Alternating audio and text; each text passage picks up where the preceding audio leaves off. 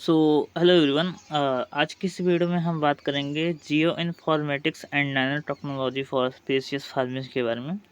Okay, सो हमारा सबसे पहला टॉपिक है जिसका नाम है precious agriculture, concept, technologies and their issues and concept for Indian agriculture के बारे में हम डिस्कस करेंगे। ओके, सो वीडियो को बिना देरी किए हम स्टार्ट करेंगे।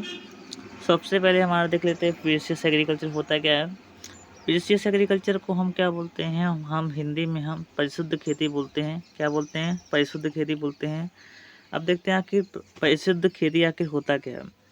देखिए, प्रीसियस एग्रीकल्चर से तात्पर्य सही समय पर सटीक मात्रा में कृषि उत्पादों जैसे कि पानी, खाद, उर्वरक इत्यादि का अनुप्रयोग जिसमें कम एवं उचित लागत पर उच्च लाभ प्राप्त हो, उसी को हम बोलते हैं प्रीसियस एग्रीकल्चर।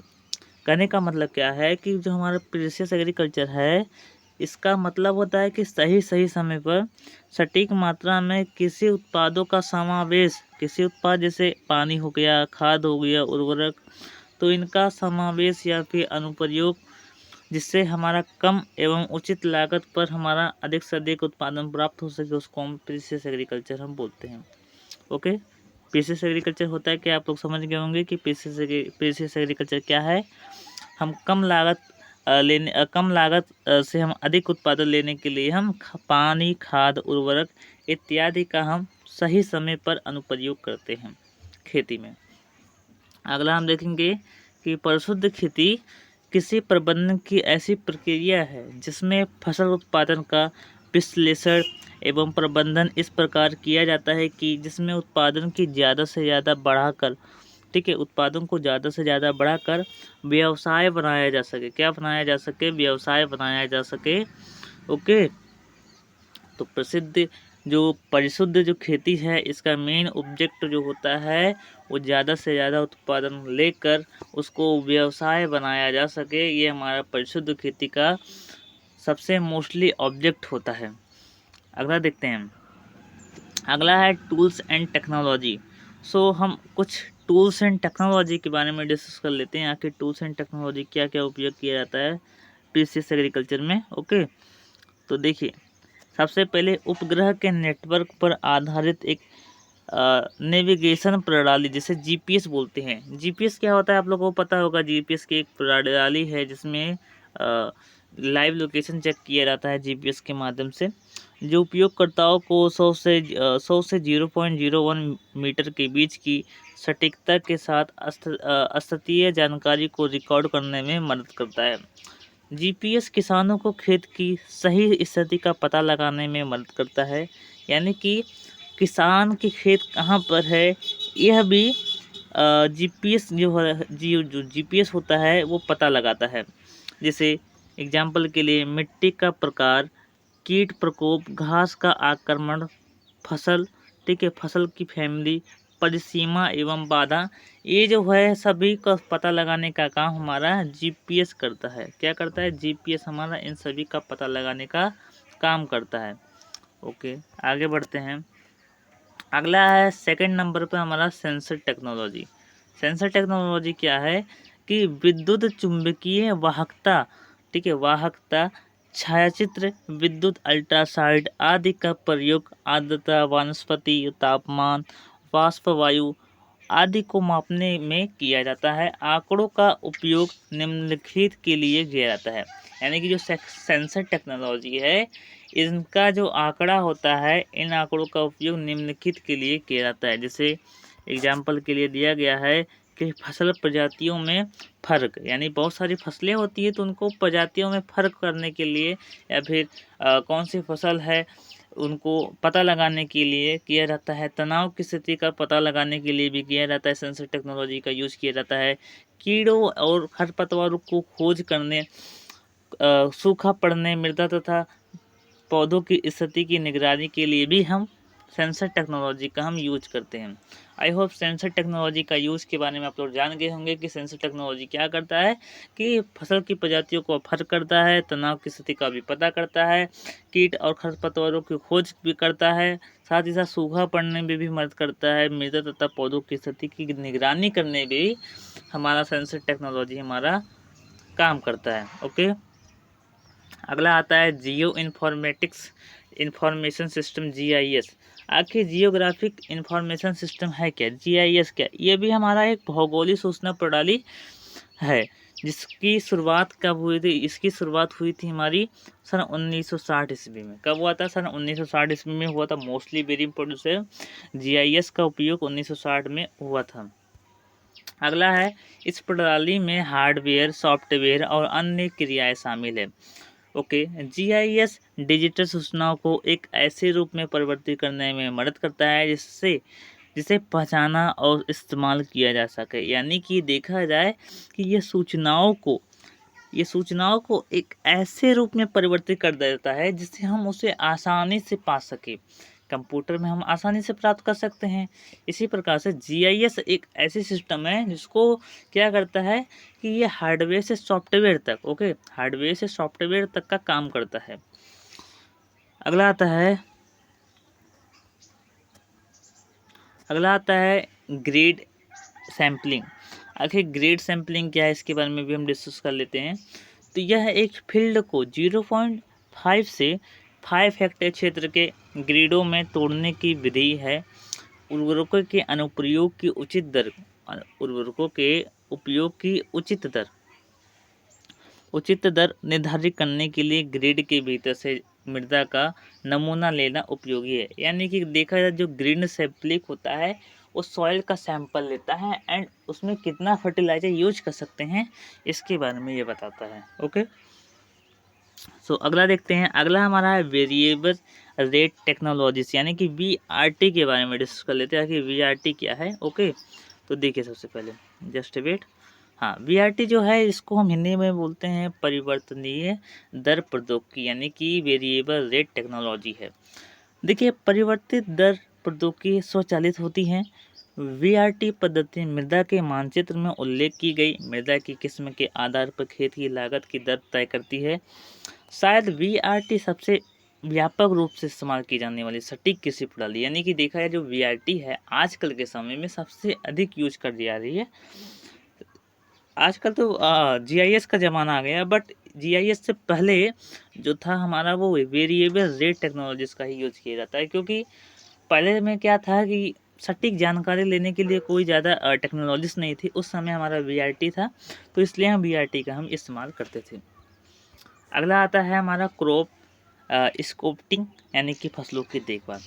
तो देखा जाता है फसल के मौसम में निरीक्षण, जैसे खरपतवारों का प्रकार एवं तीव्रता, उपज के मानचित्रण में विभिन्नता बताते समय कीट या फफूंद संक्रमण एवं फसल उत्तक के पोषक तत्वों की स्थिति बाद में सहायक हो सकती है। 7 नंबर पे हमारा आता है इल्ड मैप्स। मोस्टली बहुत ही इंपॉर्टेंट है, क्योंकि एग्जाम्स में, कॉम्पिटिटिव एग्जाम्स में हमारा इल्ड मैप्स के बारे में पूछा गया है। इससे क्या है आखिर इल्ड मैप्स आखिर है क्या, देखते हैं। तो उपज मानचित्रण अनुकूलित संयुक्त के रूप में संसाधन डेटा द्वारा उत्पादित किए जाते हैं, जो GPS से सुसज्जित होता है, अर्थात उपज रिकॉर्डिंग प्रणाली के साथ एकत्रित होता है। तो देखा जाए जो हमारा इल्ड मैप्स होता है मोस्टली ये हमारे इल्ड को पता लगाने के लिए, यानी कि हमारी फसल जो क्रॉप्स है उसका कितना इल्ड हो सकता है, तो इसका पता लगाने के लिए हम इल्ड मैप्स का हम यूज़ करते हैं। ओके, आगे हम बढ़ते हैं। अगला हमारा आता है रिमोट सेंसिंग। बहुत ही इंपॉर्टेंट है रिमोट सेंसिंग, ये तो हमारा सबसे इम्पोर्टेंट है रिमोट सेंसिंग, क्योंकि जब मैं आपको जो सब्जेक्ट आपको पढ़ा रहा हूँ उसमें आपको रिमोट सेंसिंग का जिक्र ज़्यादा होगा, तो आपको समझना होगा कि आखिर रिमोट सेंसिंग होता क्या है या फिर रिमोट सेंसर होता क्या है।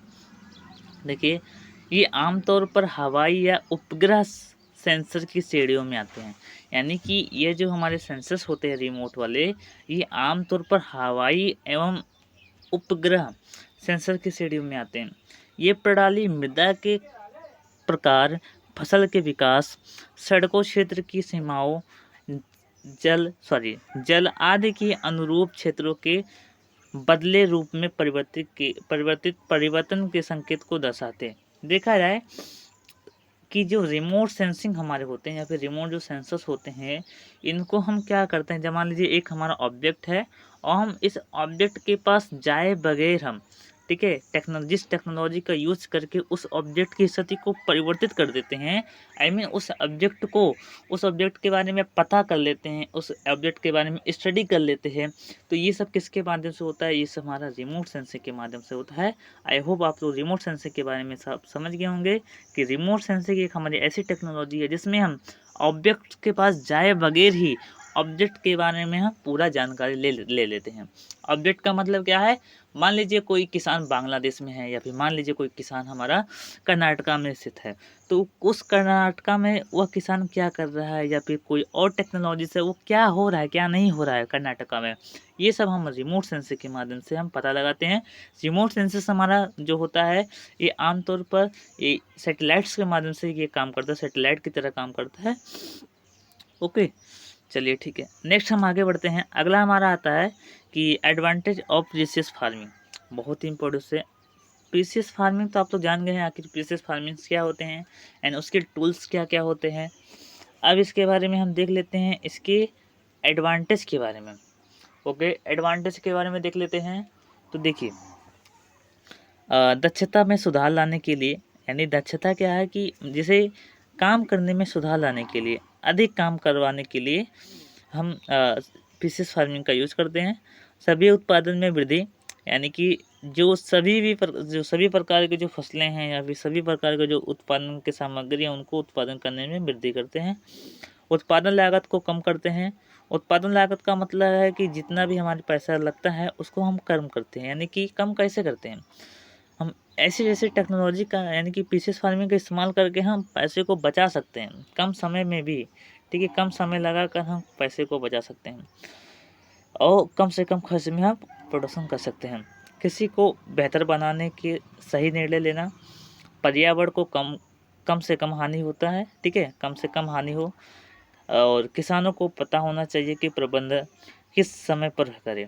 यानी कहने का मतलब क्या है कि ये हमारा एनवायरमेंटल को डैमेज करने से भी रोकता है या फिर कम करता है, और किसानों को पता होना चाहिए कि प्रबंधन किस समय पर करें। यानी कि एक और मेन जो एडवांटेज होता है कि किसानों को पता होता है बिजनेस फार्मिंग से कि कब हम इसका मैनेजमेंट करें। ओके, चलिए हम और आगे बढ़ते हैं। लिमिटेशन ऑफ प्रीसियस एग्रीकल्चर, आखिर प्रीसियस एग्रीकल्चर है तो उसका कुछ लिमिटेशन भी होता है ना। कोई भी चीज़ है तो उसकी कुछ सीमाएं होती हैं, कुछ लिमिटेशन होती हैं। ऐसे थोड़ी ना होता है खाली एडवांटेज हो गया, ऑब्जेक्ट हो गया, ऐसे थोड़ी ना, उसकी कुछ लिमिटेशन भी होती है। फॉर एग्जांपल हमारा रिमोट सेंसिंग हो गया, तो रिमोट सेंसिंग की भी कुछ लिमिटेशन होती हैं, कुछ सीमाएं होती हैं। ऐसा नहीं है कि आप अर्थ पे रहकर आप दूसरे किसी का नाम किसी एरिया के बारे में देख रहे हैं, सर्चिंग कर रहे हैं, ठीक है, दूसरे किसी वायुमंडल में जा रहे हैं, तो ऐसे में तो नहीं काम करेगा। तो देखते हैं इसके बारे में हम आखिर इसकी लिमिटेशंस क्या है। तो आर्थिक लागत और तकनीकी विशेषता ज्ञान, ठीक है, तकनीकी विशेषता ज्ञान, उसके बाद टेक्नोलॉजीज की कमी एंड किसानों की जोत का आकार कम होना। देखा जाए तो अधिक लागत लगता है हमारा प्रीसियस एग्रीकल्चर में, और तकनीकी जो विशेषता का ज्ञान हमें कम होता है, ठीक है, इसलिए प्रीसियस फार्मिंग नहीं कर पाते हैं। एंड टेक्नोलॉजीज की भी कमी है हमारे पास, इसलिए भी हम प्रीसियस एग्रीकल्चर का हम यूज़ नहीं कर सकते हैं। एंड किसानों की जोत का जो आकार है, देखिए किसी के पास तो एक मंडी है, किसी के पास 2 मंडी है, किसी के पास 1 बीघा है। तो देखा जाए तो बहुत सारे किसानों के पास अलग अलग भूमियाँ हैं, किसी के पास छोटा है तो किसी के पास बड़ा है। तो ऐसे में कहने का मतलब क्या है कि जो जोत है, जोत का जो भूमि का जोत का जो आकार है वो छोटा बड़ा है, इसलिए हम प्रीसियस एग्रीकल्चर का यूज़ नहीं कर सकते हैं। ओके, तो प्रीसियस फार्मिंग का स्कोप क्या है? तो भारत के परिशुद्ध खेती की संकल्पना नई नहीं है। यानी देखा जाए हमारा जो प्रीसियस एग्रीकल्चर है, इसकी जो संकल्पना है ना, ये नई नहीं है। इसके बाद किसान अपने लिए अधिकतम संभव उपज प्राप्त करने की हर संभव कोशिश करते हैं, लेकिन जब तक उनके क्षेत्र और उन्नत प्रौद्योगिकी के बारे में पूरी जानकारी उपलब्ध न हो, वे सटीक कृषि नहीं कर पाते हैं। ओके, भारत में देखा जाए तो खेत होते हैं, खेत का आकार छोटा होना बहुत बड़ी समस्या है। भारत में 1 हेक्टेयर से कम भूमि रखने वाले किसानों की संख्या बहुत ही ज़्यादा है, लगभग 89% है। ओके, सो अगला देखते हैं। सो कुछ इसी प्रकार से हमारा है, और नेक्स्ट टॉपिक में हम डिस्कस करेंगे जिसमें टॉपिक नंबर सेकंड है। इसमें टॉपिक नंबर सेकंड में मैं आपको क्या क्या पढ़ाने वाला हूँ, जिसमें आपको जियो इन्फॉर्मेटिक्स क्या होता है, तो इसके बारे में हम डिस्कस करेंगे। तो टोटली हमारा जो टॉपिक रहेगा वो जियो इन्फॉर्मेटिक्स के बारे में रहेगा। तो थैंक यू, नेक्स्ट वीडियो मिलते हैं।